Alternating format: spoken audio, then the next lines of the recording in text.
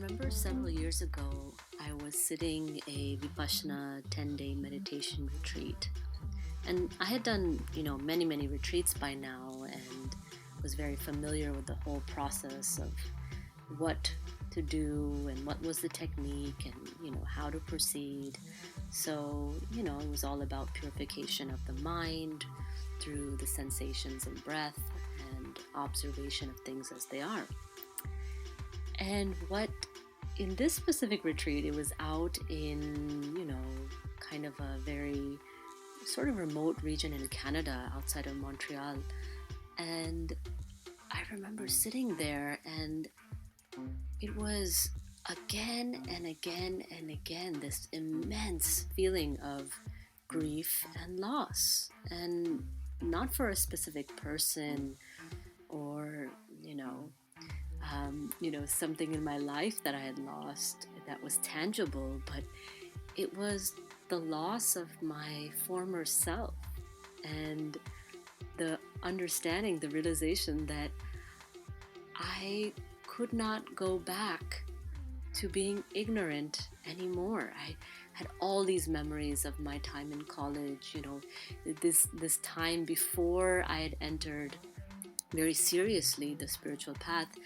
And I was, in my mind, when I was sitting in meditation, I was, this just very carefree, blissful human being that, wasn't tied so much to the actions and the karma of my actions, the fruits of my actions. And in my mind, I was just imagining, this former Khushi as just this wonderful freedom, this wonderful openness to do what I wanted without any repercussions for my actions. Not that I was doing horrible things, but just the image, the feeling was that, wow, ignorance is truly bliss. Really, really believing that and just grieving the fact that I could never, ever, ever, now that I had made this decision in my life to walk the path of yoga, I could never, ever, ever go back to being ignorant.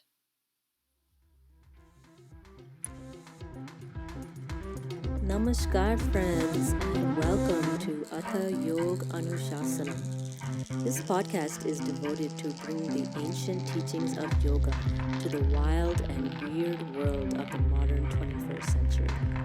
It may seem as though we are flying blind, but luckily we have a roadmap in the form of the Vedas, Upanishads, Sutras, and Tantras that can help us navigate amidst the changing tides of life. We'll be addressing a range of topics related to yoga, from philosophy to practice to lifestyle and Ayurveda, and of course, to current situations and how we can approach them with yogic thought, speech, and action. For more information and questions, visit www.khushyoga.com. That's KHUSHYOGA. I'm your host, Khushi Malhotra. So come on, let's take a look and see what's going on. Namaste, friends. Good afternoon, good morning, good evening, good night, wherever you are in the world, whatever time zone you are listening from. It's really quite incredible and overwhelming, right? How much we can connect to each other across waters, right? Across land, across deserts, across mountain ranges, and somehow find each other. And you have found this podcast, you have found me, and I have found you. And I'm very grateful for all of you who are encouraging me to continue. I have to admit, it's been a little bit of a while, maybe over a month since I, posted the you can say the first episode and my last episode. So, I was feeling a little shy, I was feeling a little shy about continuing and putting, my words and thoughts out there, mainly because I'm so overwhelmed by how many individuals in this world are putting out their truth, their falsehoods, whatever it may be, but there's a lot of exposure of so many human beings in this world right now through social media. And it really makes me feel, do I have something to contribute in the way where I want to share with others so publicly, so vocally? Should I continue doing that? And, I'm grateful for my friends and family who say, yes, you should. But, this is our own mind stuff. This is something that each one of us deals with all the time. The own doubts about self, the right action, the right way to move forward.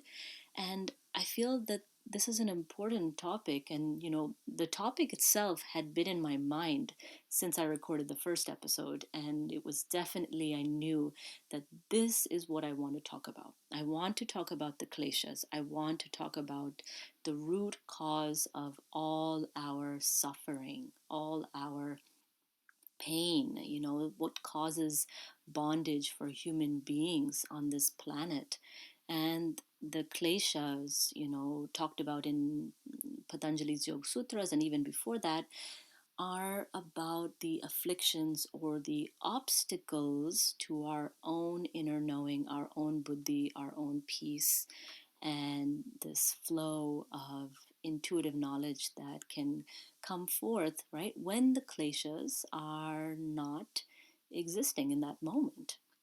So the kleshas themselves, right, the root of the kleshas, the one that really is kind of the mastermind. In Buddhism we say Mara, right? Mara is the one who is like the trickster, who makes you believe falsehoods.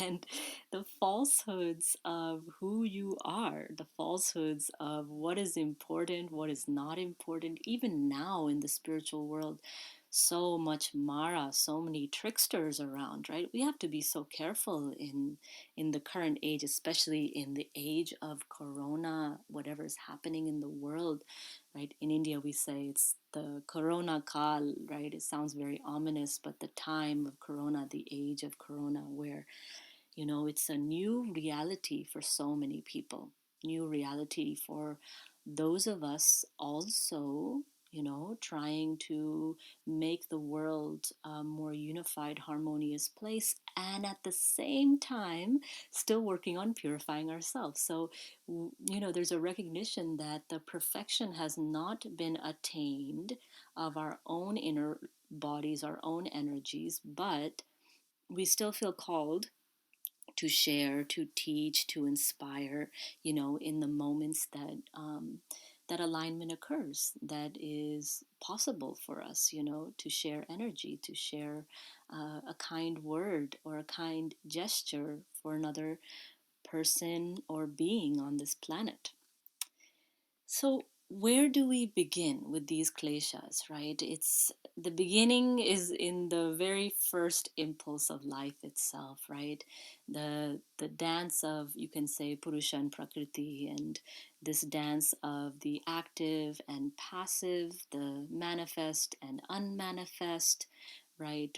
The qualities of the universe, where the pool of energy is and what manifests, what is created from that energy. And in yoga, you can say the philosophy of yoga, the religion of yoga, the spirituality of yoga, right?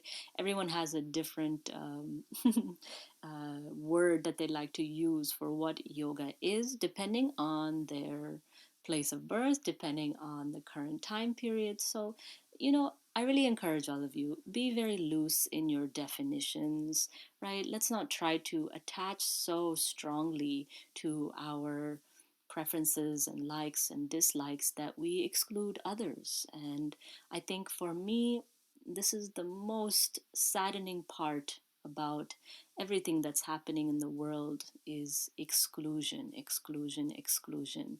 Even those who are trying to find a voice, doing so in a way that excludes others. And, for me, teaching in the yoga world and seeing what's going on all around, it really breaks my heart to see how much we push each other down instead of really being inclusive of all perspectives, all ideas, but with a firm grasp on creating and being in integrity ourselves as teachers, as practitioners, as students.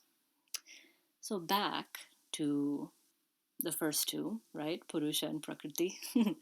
So in yoga, we say that the gunas, right? The gunas are basically the constituents of nature.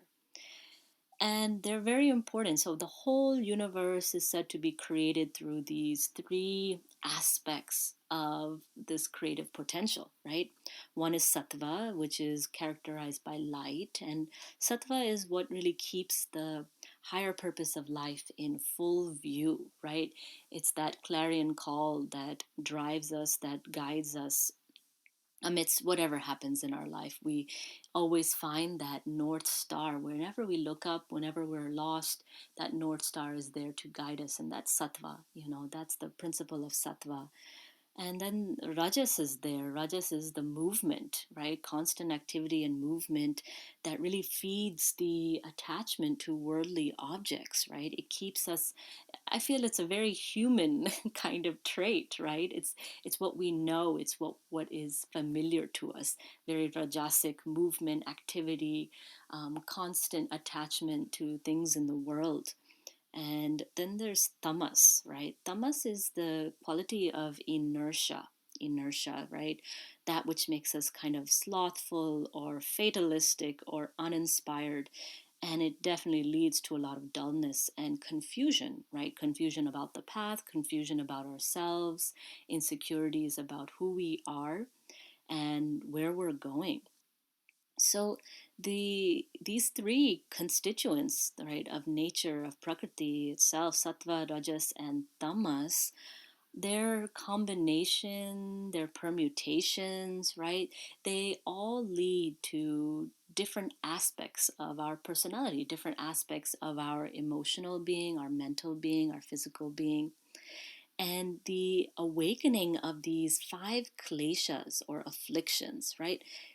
When these kleshas, when these afflictions are present in our mind, then the power of the gunas, the power of the sattva, rajas, tamas, is accelerated, right? And that can be for positive or negative gain.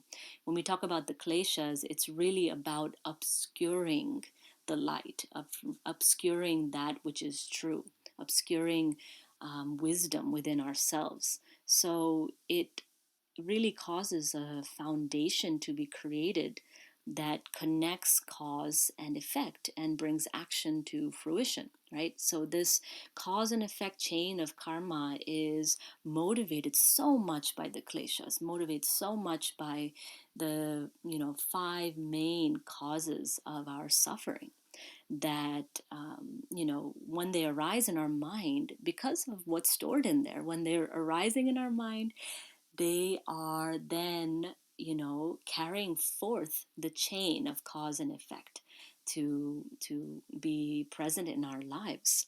And then this chain of cause and effect turns the wheel, right? This wheel of samsara, the wheel of the dukkha of suffering, and the wheel that keeps us rolling in life and birth and death and decay, right? And then once we realize this truth of suffering, like the Buddha said, right, the first noble truth, suffering exists. It's a very important thing that we need to understand, that suffering is there. The realization of the truth of suffering.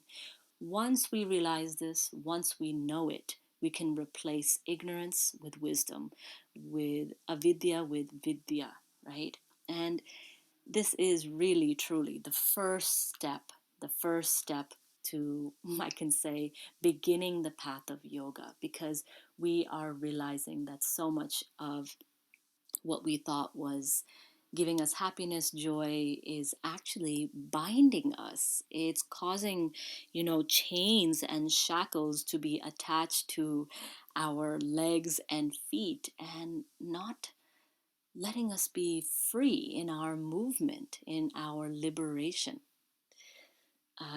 I tell you another little image I had. This is another Vipassana retreat, a longer retreat. I sat for 30 days in England.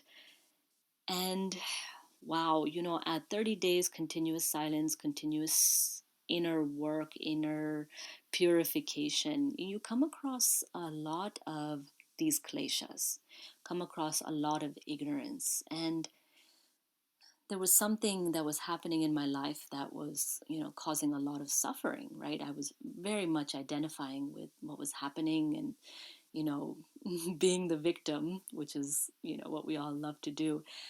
And I had a flash of insight, a flash of wisdom where literally my buddhi showed me what I was doing to myself. And the image that came to me so strongly was a complete black void. Nothing in it, nothing above it, nothing below it. And in that black void, I was floating. And attached to my limbs were chains and shackles. And they were pulling in all directions, but not attached to anything themselves. They just disappeared into this void, into this infinity of blackness, of ignorance. And there I was, just floating, struggling, really trying to free myself by reacting so strongly and pushing and pulling against these shackles. And I realized, oh my God, this is all my mind creation. This is all the obstacles that come up that make us believe that something else is binding us, someone else is shackling us, something else is limiting our freedom of expression, our freedom of who we are. But, the most, I can say, devious prison guard is our own mind, right? The one who binds us the most, the one who creates the most difficulty. Of course, outside circumstances do not help many of us in this world, but the one that really causes the most pain and suffering is our own mind. And so yoga is really about creating a friend in the mind, finding maitri, friendship in the mind, rather than making the mind one's own enemy. And to do that, right, to eliminate those kleshas, those obstacles to samadhi, right, the obstacles to this communion between mind, body, and breath, right, is the self introspection process and the self reflection process that is, I feel, truly and only present in meditation.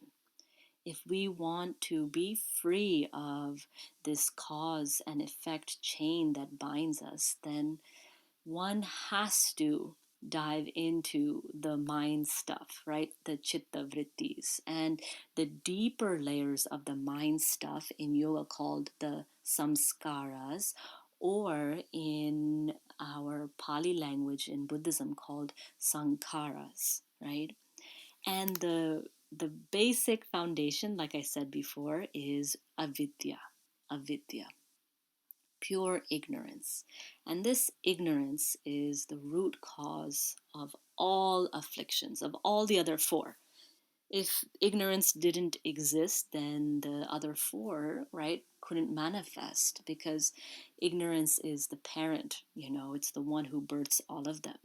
And ignorance has a high constituency of tamas. Remember, tamas is this inertia, this confusion about who we are, right? It's that void, that black void, this cloudiness, this inability to see clearly, right? Through the sky, to pierce and penetrate to the solar sun itself, the illuminating light, the mother light itself. So in the sutras, it's, Patanjali talks about what is avidya.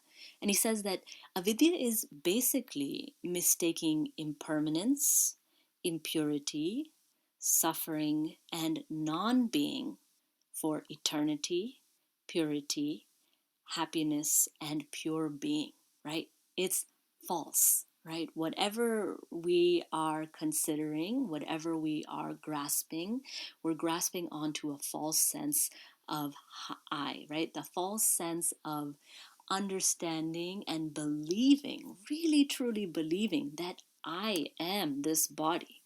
I am my thoughts. I am my emotions, nothing more, nothing less, right?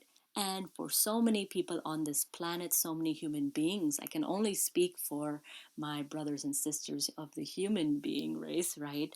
I cannot speak for the animals and other visible, invisible beings on this planet, but for human beings, it is definitely, definitely a strong identification with this body and with this mind, right?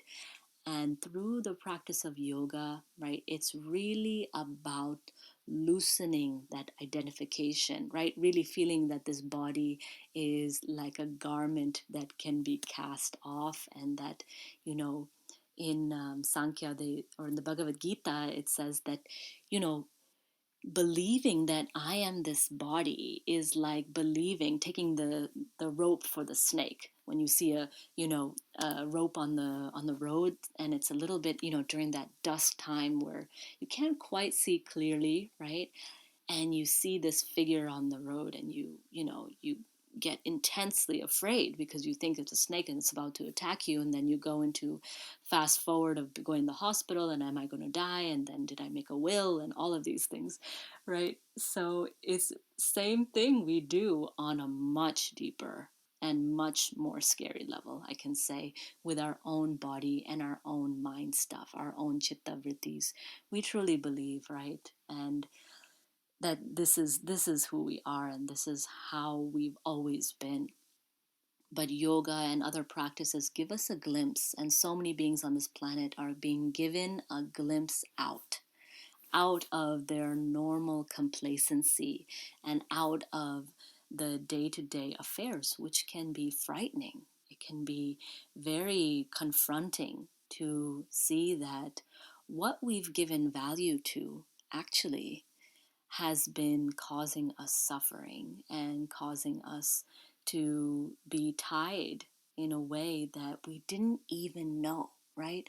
And that's the part about ignorance is bliss. That bliss of not even knowing that there is another reality out there. I really can start to understand, right, the difficulty of many of us who are realizing there are other realities out there, and really just kind of, making our way to neither here on this shore, neither there on that shore. We are in the middle of the river, right, huffing and puffing, trying to get our boats to the other side, but not really sure where we end up, right? And so both realities are known, both realities are accepted. The material reality of this body, this mind, right? The responsibilities in the world and roles in the world we have to play and fulfill, and the other reality. And you all know what I am talking about, right? It's a glimpse of another reality that gives a moment for sattva, this light of wisdom, to penetrate. And it really shakes one to the core of who one is. And that avidya, depending on how strong your avidya is, right, you either move towards that which you do not know, no matter what, or you move towards it sometimes and then sometimes go back to what's comfortable, or you choose to forget.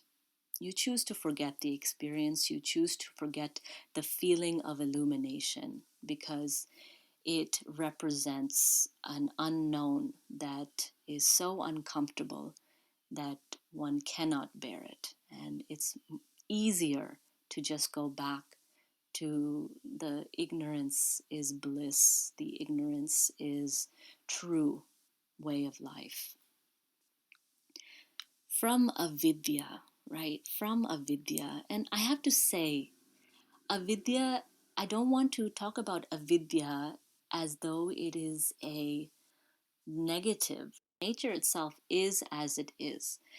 And avidya too is as it is. Ignorance just is. But it is this ignorance, it is this suffering that can actually have a benevolent purpose, because sometimes it is this extreme suffering, the extreme ignorance that shakes us out of our slumber, that really causes us to, like the Katha Upanishad says, awake, arise, and fulfill the purpose of life itself, fulfill the purpose of your freedom, right? Your path to freedom, your walk to freedom itself. And this purpose is, slowly gained by understanding, right, this second klesha of asmita. Asmita is the false sense of I, right? The same idea of mind, only body.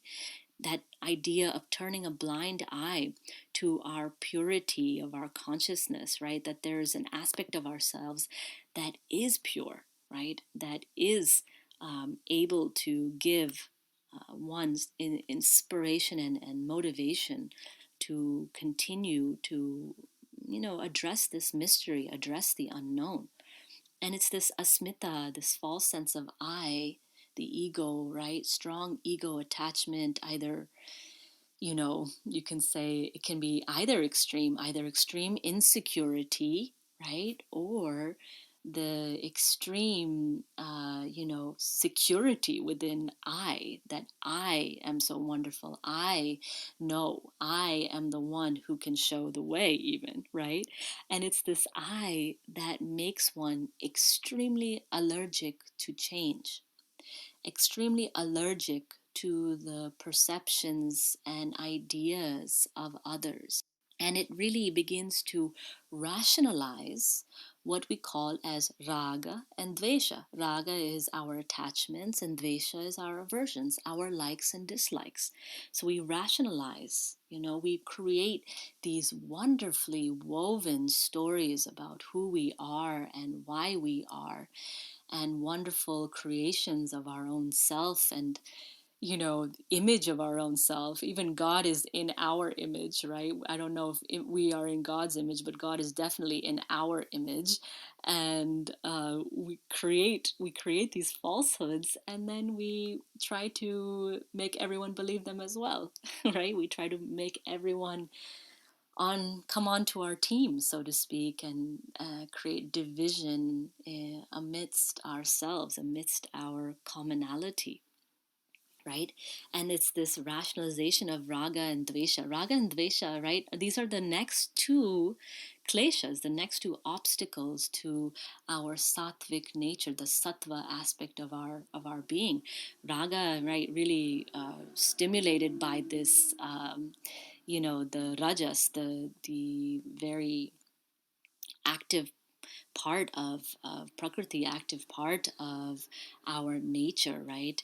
All the desires to grasp objects of our pleasure, and how much raga demands that we take pleasure as our resting ground. Pleasure is our default, right? It's where we are always going to whenever we are dissatisfied, discontent. How can we, further our own excitement in this world? And I'm not against pleasure. I'm not against even pleasure seeking. I love to cook wonderful foods and be very much enjoying through the senses. But all we are saying, right, through the yoga path is be aware. Be aware. Is pleasure your only resting ground? If it is, then danger. Watch out. Be careful. Is there another resting ground, right, that you can go into, that you can retreat into, that is disconnected, right? Or that is devoid of these kleshas? That can you find that place within yourself? Because it is there. You don't have to develop it. We just have to create the right conditions for it to arise. And if we can create those right conditions for it to arise, then the hold, the shackles of these kleshas become more and more like, a dream. They start to lose their solidity because we stop believing that they are true and that they are the only thing that constitute this person, this Khushi. Hmm? So this raga, right? This raga, this dvesha also, both are very memory driven, right? They are the accumulations of our past, our samskaras, all the habit patterns and deep patterns, the vasanas, right? Deeply, deeply stored within our unconscious, subconscious mind, known as the chitta, right? And then same with our dvesha, right? The aversion. Now, if raga sees pleasure as its resting ground, then dvesha sees pain as its resting ground. Pain becomes the status quo. And it's this strong desire, right, to eliminate the object of our hatred. But really, raga, this craving, rag, right, it comes first, because if we have a craving, if we have a desire, an attachment to one thing, that's a preference. That means that we have a dislike towards another thing. And that dislike is dvesha, right? It's kind of the child of raga, right? It results in that complete lack of tolerance for others, tolerance for other ways of being, and it really drains our inner brilliance, this sattvic nature of the mind, right? And the final klesha, right, is abhinivesha. Abhinivesha is really, you can say, the fear of termination, right? And what is the ultimate termination? Is death itself. And in the Yoga Sutras, right, Patanjali says that fear of death rides the consciousness of even the wise. So even if you have a strong understanding of your own nature, strong practice, a spiritual practice as your resting ground, the fear of death is a shadow that always is with us. We cannot get rid of it, right? And the fear of death, and the opposite of that, fear of death just means clinging to life, an inability to let go, and to let go, to surrender this life, to surrender this body, to surrender this personality, this I, right? And this affliction of Abhinivesa has really penetrated each and every aspect of our lives in all directions, right? So it really causes so much destruction, a very subtle destruction, because when we are born, because of the way that society is structured and because of the way that modern life is structured, there is a constant underlying fear that one day we will cease to exist. The concept of death, of dying, the rituals around death and dying, the conversations around death and dying are non existent in today's society. Only when the event occurs do we have some time for reflection and often fear that one day we too will pass away. And then we quickly, that avidya comes in so quickly to cover up, right, that truth and to make us forget. That forgetfulness is really the very kind of, sneaky and malicious way that avidya works to make us forget these moments of insight, these very strong, clear, sattvic, right, hits from our own spiritual wisdom pool. And that avidya comes in and erases that memory erases that potential within us to start to wake up, start to arise from ignorance itself. So it's the Abhinivesa is this really strong, you can say tightrope between wanting and not wanting, wanting to live, not wanting to live, wanting to be a part of the world, not wanting to be a part of the world, right? If you feel yourself really caught between these two, it's really Abhinivesa at work, right? You're not sure, right? There's a confusion of, right, where you belong in this world, if you belong in this world, as you are, who you are. And the closer we are to death, right, the more acute our awareness of whom it is that we love and whom it is that we hate. And it is this moment of death. The closer we get to this moment, the more rigid our raga and dvesha become, our likes and dislikes. The more rigid we are about who enters, our circle and who is outside our circle. And this affliction, right, it's really jara. Jara is really that which breaks us down, right? This deterioration of the self, deterioration of the physical body, but even deterioration of our potential. So this is why it's very important, that we inspire the youth, the young generation.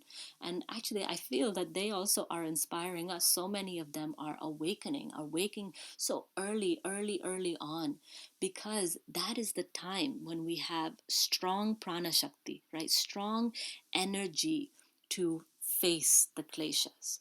As we get older, as we get more bound to our afflictions and the ways of our mind, our samskaras begin to dictate who we are and how we are, how we act, how we think, then it's very difficult for us to face what we need to at the time of death. And this is really what yoga prepares us for, this final moment where we are faced with who we are in really you can say the most dire way.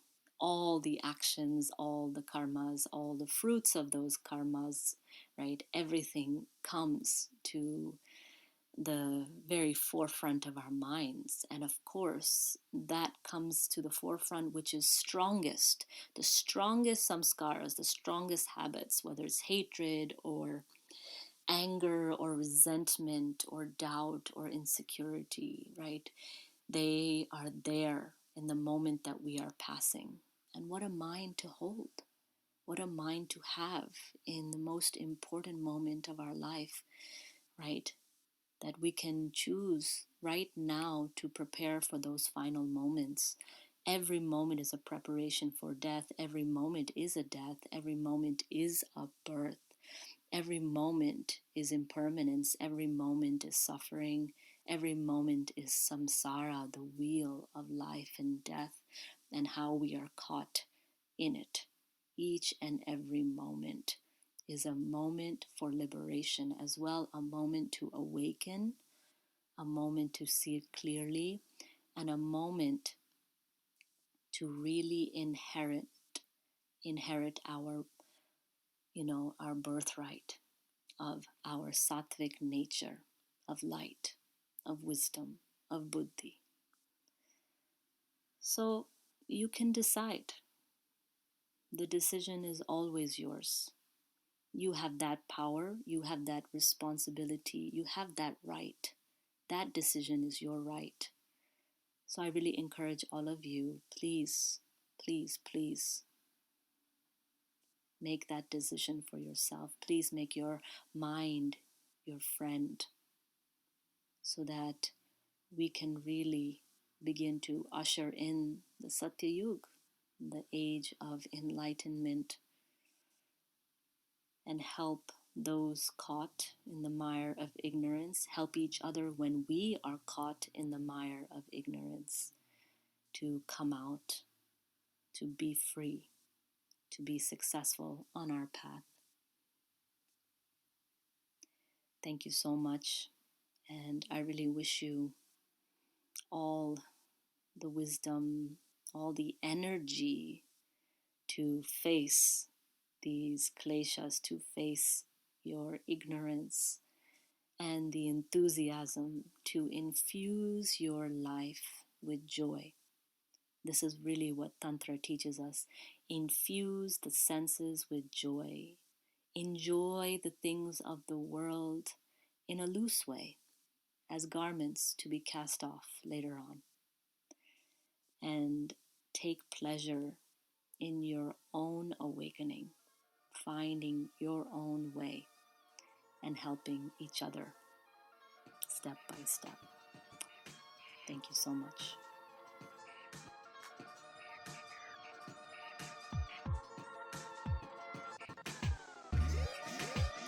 Sabko bahut bahut dhanyavad. Really a warm thank you to all of those who tuned in for today's episode of Atha Yogānuśāsanam. If you like what you heard, maybe you'll consider subscribing to this podcast as well as donating so that future episodes can occur. You can donate via PayPal at www.paypal.me/KhushYoga, KHUSHYOGA, or via Venmo at KhushYoga. If you'd like to share with me your thoughts and suggestions about this podcast, if you have any questions for me or suggestions for future episodes of Atha Yogānuśāsanam, please feel free to email me at khushyoga@gmail.com. As always, please stay in touch. You can do so via Instagram at Khushface, via some free yoga and meditation on my YouTube channel at Khush Yoga, as well as my website www.khushyoga.com. Until next time, my friends, it's been a real pleasure. I'm your host, Khushi Malhotra, and let's see what happens next. Bye-bye.